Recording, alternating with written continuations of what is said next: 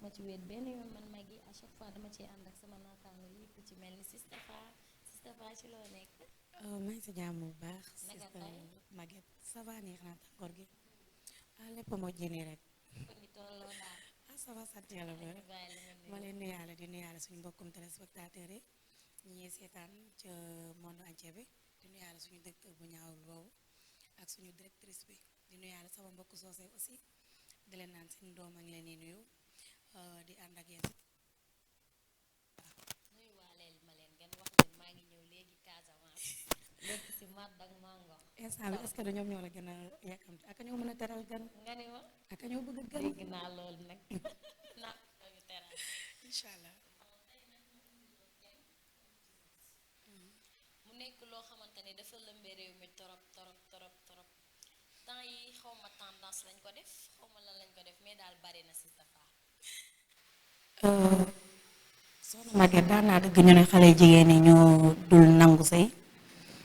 footu na fa ne ñu ne jigéen ñi ñoo dul sëy mais tey gi xale góor yi seen bopp ñooy problème ñoom ñooy kaa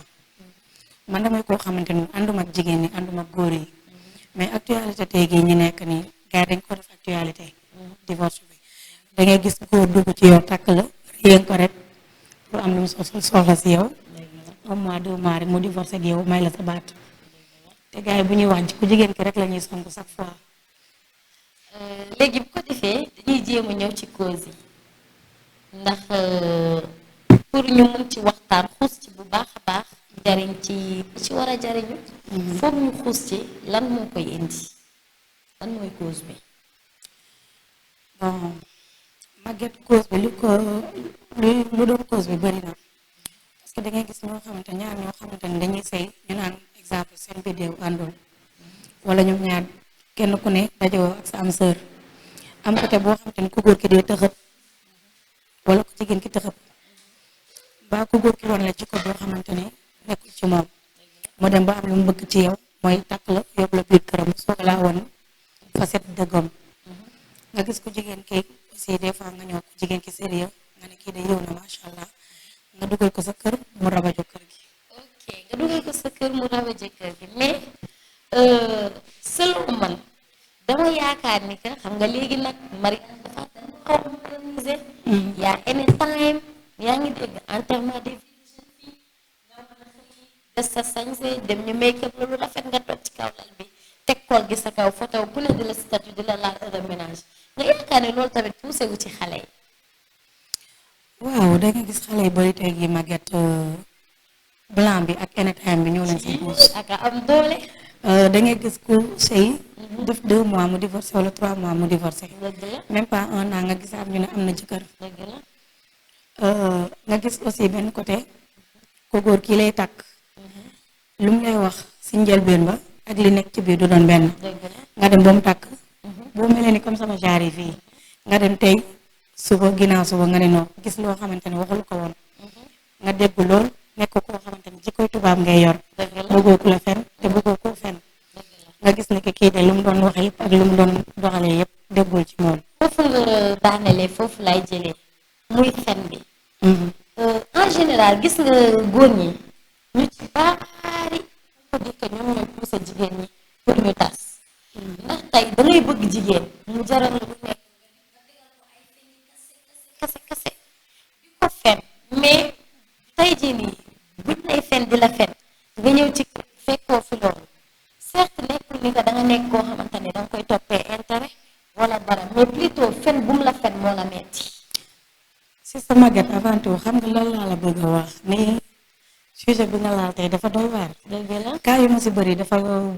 kaa yu ma fi yor dafa bëri te du jeex bu ma ko doon nettali fii la ñuy fanaan. dëgg la. amaan na ñaar fan mën nañ ko def si plateau bi di prolonger di dem rek ndax tere di yaay jamono bi ak lu mu doyee day waar. actualité nag fi metti laa xam di ko laal. waa gis nga. léegi dañuy ñëw ci ba tey ñu ngi ci biir divorce bi manque de communication dañ koy wax tegee manque de communication bi lépp ndax la communication est la base donc bu ñu jëlee base bi ñu tegee ko fii kon tey jii leneen lu fa am tey jii da ngay am jëkkër joo xamante ne day liggéeyu wàcc bu ñëwee fekk la yow jabar ji yaa ngi concentré wu ci sa téléphone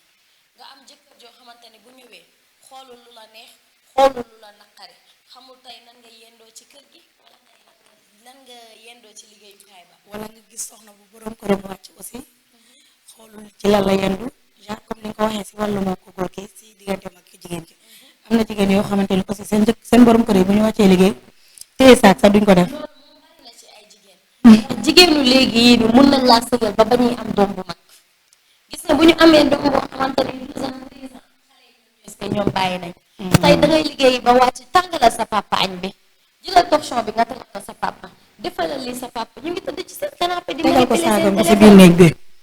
gis nga yooyu noonu avec ça tamit te góor dafa nekk loo xamante ni lu mu gis day yaakaar ni war na koo mën a am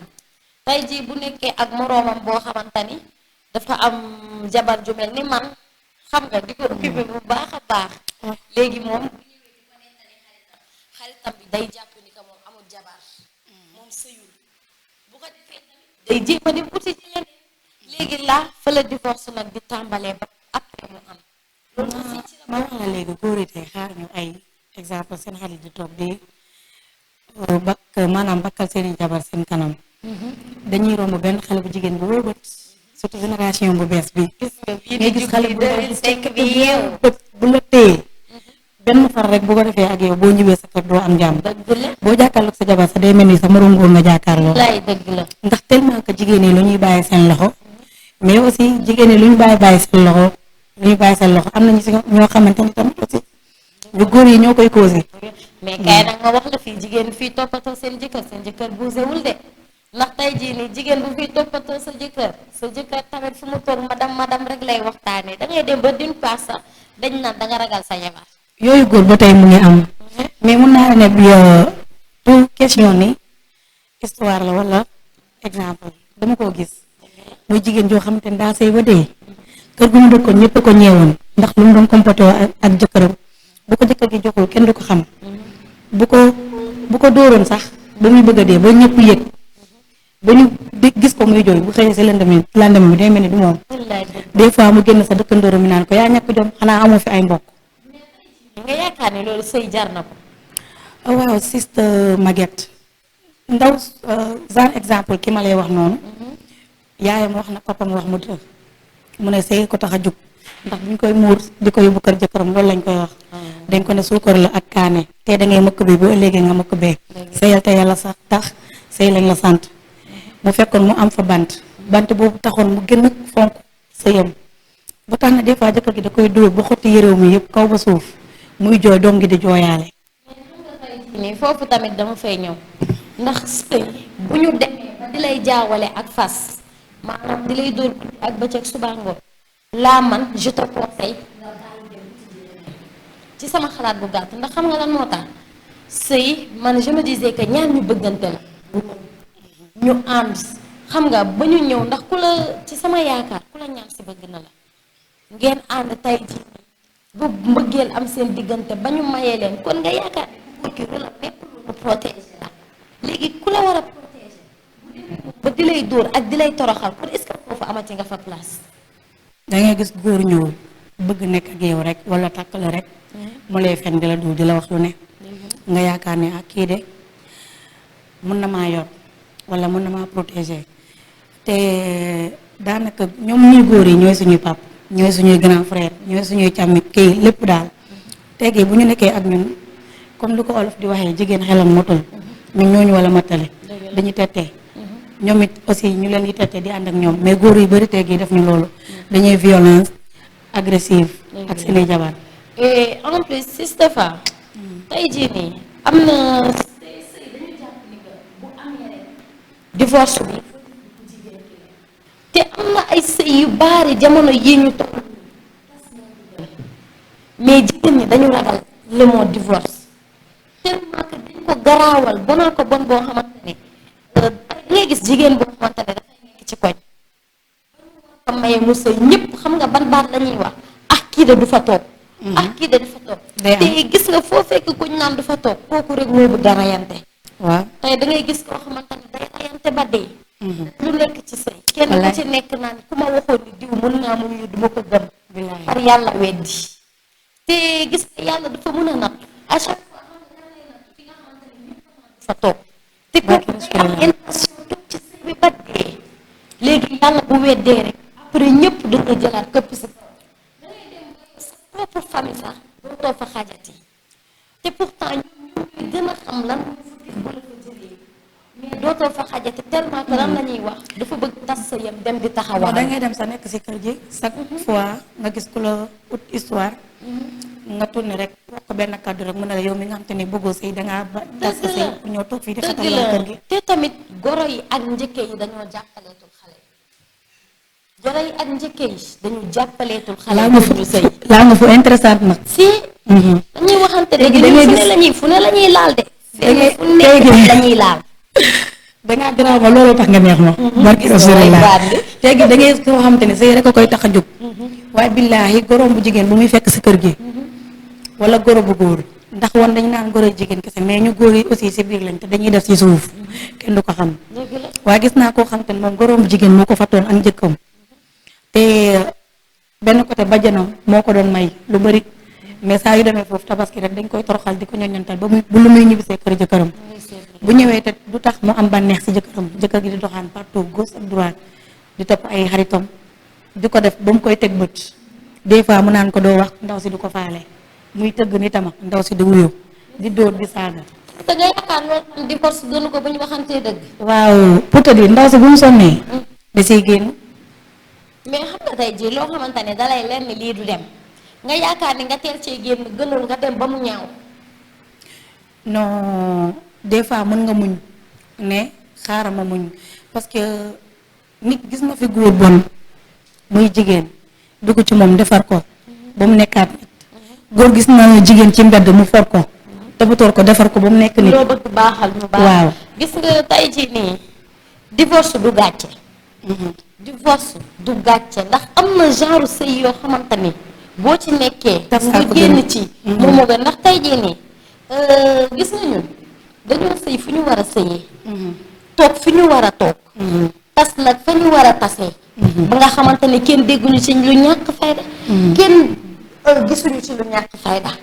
des fois nga gis ko góor ki di la jéem a ko la motif naan lii lay def lii tax ma ba ko. mu ngi noonu gis naa góor boo xamante ne da doon na jabar gi. joué théâtre moo taxul mu tas lii ak lii day kii di wax waxi bon. mais ko góor kooku moom la ñu ngi ñëw gisaat ci télé muy joué théâtre. bu rafetee ba rafet gis nga tey jii nii sama ex jëkkër ba di ko nuyu de passage sama xarit la yàlla xam na ko dañuy déggante normal. macha allah nga foofu yàlla moo weddi. mu doon loo xamante ni nag mënatul a am te dootul am. mais yàlla moo weddi ñu am benn doom bu góor. yaa ngi dégg bébé Omar ma di ko nuyu de passage sama xarit la. macha allah ñu tëye suñu doom te pourtant divorcé nañu. mais ñu ngi ci jàmm ñu ngi ci salaam. moo mais gën dañuy lépp gis ñaar ñoo xamante ne dañuy divorcé nekk ay noonu. gis nga divorce taxul ngeen bañante taxul ngeen bàyyante mais foo xamante ne dalay leen ni lii dara mënatul a dem rek. jàppal ni mënatul a dem ngeen rafetal. soxna Maguette domaine boobu dama lay. la ñëw fii dama lay dagg. ndax dañ ne yàlla tas la njëkk a bind ko sëy. donc bu amee nañ ko nangu rek rafetal ko ñu bàyyi di bonal nit ñi. dafa mel ni moo tax bëggul woon sëy dafa mel naa gis nga jigéen ñu bari ñu ngi dee ci seen sëy yi ndax xam nga lan moo tax di sóoraale ay ña waxoon du fi am. ak ña waxoon ni que du fa toog. nañu bàyyi loolu en fait kenn ku ci nekk ak sa vie la ku nekk yow yaay vie sa vie nañ nangu. nañu nangu gis nga bu yàlla ne waaw nga ne déet yaay sonn de. billaahi ok ci côté boobu ma lay wax comme exemple nga divorcé ak sa borom kër ngeen doon ay xarit wala ngeen doon ay noonu soxna Maguette da ngay gis góor goo xamante ni yàllaa koy bind mu doon góor gu ñàkk jom góor goo xamante ni dafay mbaame da ngeen ma jéggale ci kàddu gi mais yooyu góor daa am moo tax ma koy wax ngay gis góor goo xamante ni da ngeen di nekk si jàmm ak salaam nga bëgg lu baax sa diggante ak moom mais moom du ko bëgg mu lay toroxal di la ñu ñantal ba nga génn ci mu toppaat sa ginnaaw di la bëgg sonal. xam nga lan laa compte si Stéphane. nga nekk ci sëy mu leer la ni kat yow bëgg nga sa jëkkër. mais def na la loo xamante ni neexu la wala metti na la. ba mu jaral la nga tas sëy bi. après ngeen wàññeeku waa topp di farantu moom est-ce que am na lu ko jar ci àdduna. loolu moom dellu sëyaat rek defaraat sëy gi rek. non gis nga. bu may fàttali ko. di ko ba pare ngeen dellu nekkaat di farantu man ñàkk fayda laa ko tuddee franchement. ndax bi may divorcé damay fàttali ko sama yaay xam nga lan la ma waxoon ba taxoon ma doon hésité màgget bu fekkee ni ko dangaa bëgg téyel nga sëy bu fekkee ni ko bëggoo tasal nga dem liggéeyi ji mu ne ma lenn laay bañ ci àdduna ngeen divorcé ba pare àndaat di fanantu amul chance am na loolu am na ñu koy def mais dañ koo jël léegi Sénégal loolu tam nga toogal sëy gënu ko des fois nga gis ko jigéen ki toog naan yow ma rek la bëgg loolu yëpp say xam naa ne du mënul nekk ak keneen yëpp ku say dul kilifa weesuwul tey jii nii ngeen ne jeex na ba ñu toog def taabu roon ñëpp toog lu gën a yées ci àdduna muy fekkee fase bilaay ay kilifa toog fekkee ko ba lépp am ngeen tourné waat tamit di àndaat loolu tamit lañ waaye xoolaat li ñuy def gis naa jigéen yoo xam te ne ay gay nga nañ la ñuy divorcé ak nit ki kooku topp seen ginnaaw naan ma rek la bëgg ñu ngi koy def lii ñu ngi koy def laa yoon lay ut pour tas sama diggante ak sama jabar pour mu dellu si fekk ko jigéen kooku faalewu la dundi la lijjantewu la sax akay dëgg xamul ni yaa ngi dund sax akay dëgg ba pare yoral la sa doom di ko toppatoo di ko yar saa yëkkatee téléphone am wala ne la sa doom nga ne ko lijjantewu ma ko yow mi ko yor na nga assumer ses responsabilités ba pare bu ëllëgatee ko encore muy dem toog di yàkkaat sa der naan dafa téye sama doom wala da koo kidnappé boo fekk yow mi ko góor ki yaa ñàkk jom dëgg la depuis ci biir sëy dëgg la ndax yooyu góor da ngay gis ñoo xam te ne depuis si biir sëy la ñuy ñàkkee jom des fois ñu xëy duñ jox seen jabar lu ñuy lekk wala lu ñuy naan mbaa ñu génnee benn 2000 la ko pour añ ak reer ak ndekki te saaku ceeb teguwul diwlin teguwul nga génnee 2000 francs jox sa jabar génnee benn ñeenti téeméer jox sa jabar nga ne ko togg si añ ak reer nga ndekki si yow ak sama doom te doom jooju yow sa doomu am na génn ci la ñoo yow. xamante ne xam nga tey jii boo nee 2000 sax à la rigueur mais am na ci ñoo xamante ne du leen ci fekk gis naa jéeg yoo xamante ni saa bu ñu xëyee ñoom ñooy dang-dangi te dañuy nekk Maguette ci gis kër naa gu mag nag gis naa ragal ko wàcce gis naa ko saa bu ñu xamante ne xëyee dañuy tàcc te da ngay tàcc tey nga fekk fa benn ku réew ba mel ni man xam nga lan la lay ceeb de dafa liis mu sànni dafa la ko laal da lay sànni bu ko leen ci bi. yàlla xiiree sax naan leen daa karaame comme te temps yi karaame lañ jël xam nga lu ne dañ lay def et pourtant jéemuñu lijjanti sax wala ñu xam fu mu jógee non c'est gis naa koo xamante ni de dafa ñàkk jom tellement que des fois jabar gi da koy xool ay rëy jàpp ko te day xëy parfois joxe benn 1000 francs ni am mu ñëw jabar gi tegal ko ginaar wala ndawal mu toog rek lekk ba suur naan ko boisson amul wala ataaya amul déjà man yii mën na maa rey barki Seydina Muhammad ndaw si des fois da koy xool rek mu dem defaral ko te yàlla tax ndax ak li mu bëggee sëy ba dëkkandóoram yi di ko naan mais yow diw lan la mën leen sëy ak sama njaboot. kaay nag ma wax la benn affaire gis nga xam nga lan moo leen di rey da ngeen a tàmm di wax naan damay sëy pour sama njaboot damay sëy pour lii mais tey boo continuer à chaque fois ñu lay def lu metti ngay tey est-ce que tey jii nii say njaboot yooyu noonu di nga leen jariñoo mais bu ñu lay attention def lu metti chaque jour ba nga amee ci feebaru xol mbaa goitre attention say njaboot nekk xale yu ndaw may ma ñëw say njaboot nekk xale yu ndaw nga war leen a gidde teg leen ci bon chemin ñu lay métital ba nga dee ku la téyewul est-ce que dina la téyel say doom ma wax la benn point ci côté boobu fi nga daanale noonu mooy tey gi da ngay gis ñuy naan xale yi seen bopp yi comme ordinateur am na xale yoo xamante ni dañuy nekk xale nekk ak yow mais fekk yow mii seen ndey yow mii leen sukk jur ëmb leen juróom-ñeenti weer ñoom xale yooyu ñoo la mag. moo tax na yaakaar naa ni joo fi déggandoo luñ jot a wax bu baax a baax divorce dafa nekk phénomène boo xamante ni tàmm nañ ko xam nga mu nekk loo xamante ni à chaque fois jigéen ñi la ñuy blâmer comme si que sëy jigéen rek la sëy jigéen la ak góor donc bu amee benn rëq-rëq rek nañ jéem a xool ci ñaari côté yëpp mais à chaque fois jigéen ñi du noonu góor dafay def jigéen dafay def te may naan sama mbokkum jigéen ñi sama doomu ndey yi ñi nga xam te ne divorcé nañ ñuy yaakaar ni àddina amatul solo si ñoom wala seen dund amatul benn importance teel a gën a am importance gën a am solo lenn moo leen siy génnee mooy fas jom xam fi ngeen di teg seen tànk takk seen digg liggéey barki yonente bi bu ngeen fonkee seen bopp te continuer ci domaine boobu da ngeen di gis góor bu gën a am valeur que ki ngeen bàyyanteel mu ñëw gis leen takk leen yóbbu leen biir kër laa leen di jox ñoom ñëpp xam nga moom mooy lan énétant yi woddoo sër bu ndaw naan nii mbaa toog ci kaw lal bi ñu teg la ay kol def nii sa bopp bi njóoga aan ñëw fotala ku mu tax a dugg ci sa nga xam ni sa yemul foofu de mu mel ni ñu ngi nii signalé que ni li ñu amoon ci waxtu jeex na xaaral ñu bàyyi la nga tàggatoo dinaan sama mbokkum soose yi comme début bi lakk ma ko donc feem bi di si profité dinaan mbaa di mani ñu mel buñ jaar kay dinañ wane sa bopp dañoo raciste al dingolon nung al dooma al mamaringol al barindingo Fatou Baro mbaal konton na mbaal no mbarala baake ka faale ko ala émission non nu Sénégal ka ni nañu mbaari musu beto soxna Maguette mo beto machallah benn directeur konton na ñonna anena directrice wa anena collègue wol demul be do kur lakali ok ba tax na moom ba mu làqee soose man mi amul làkk nag xaaral rek ma wax ci lu ma mën fii lañ doon yam ak yéen maa ngi sant sama Jëpp naa la. bàjjen Daba chéri Bada yaayu Fama ak sukkay pata bi maa ngi lay nuyu di la ziyaar borom Espagne kenn du yow ci man rek ñu bëgg yàlla xam nga ak waa kër gi yëpp maa ngi leen di nuyu di leen ziyaar di leen baalu àq xam nga lu fi jub ñu xam ne yàlla la lu fi dëng aussi ñu xam ne suñu matadi la ak nekk ci phase de jàng rek nag merci à la prochaine